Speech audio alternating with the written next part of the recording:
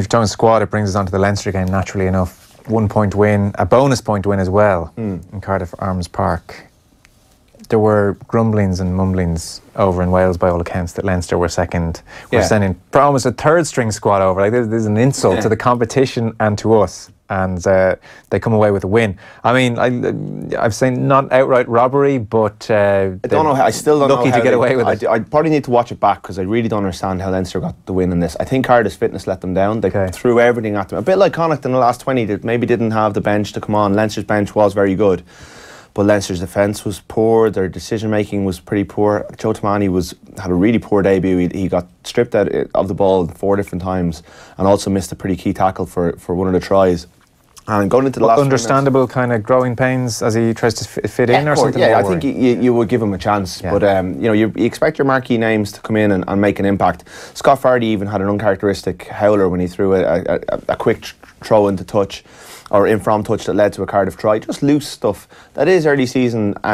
You know, the quality on all the games was probably a little bit down on what you'd expect, but it's, you know, it's this time of year. Yeah. They're going to be stronger again this week because, you know, they've had Devin Toner up for media today. He's going to be playing this week. Josh van der Fleer's back fit. You know, there's going to be more internationals every week that we go on. So it's just such a bonus for them to come back. Like, come back with a bonus point win from there. Yeah, and they're in Wales again this week. They're in Scarlet, so that's going to be a tough challenge as well.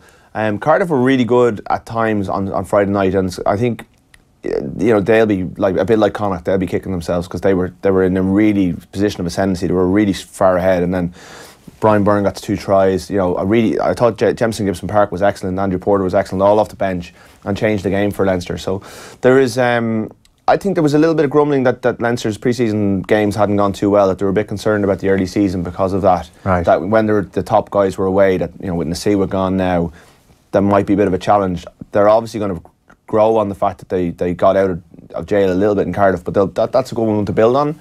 But I think if they perform like that again in Scarlets on Saturday, they'll struggle. Everything we know about Nasiwa suggests he was monumentally important, especially in those horrible Pro14 weeks where the glamour, you know, a year ago they played Dragons away in the first game last year. He played 12, and he hadn't played 12. I don't know if he played much 12 at all before that, but that was his position for most of last season. Yeah. And he was up against Henson, and it was just like Henson was the Dragons' big marquee name that year, and he just outclassed Henson, and everything he did was like his tackling. He set the tone from the off. Now the Dragons are not a patch on Cardiff, who were a better, you know, won the Challenge Cup last year and are improving and look a better team this year again.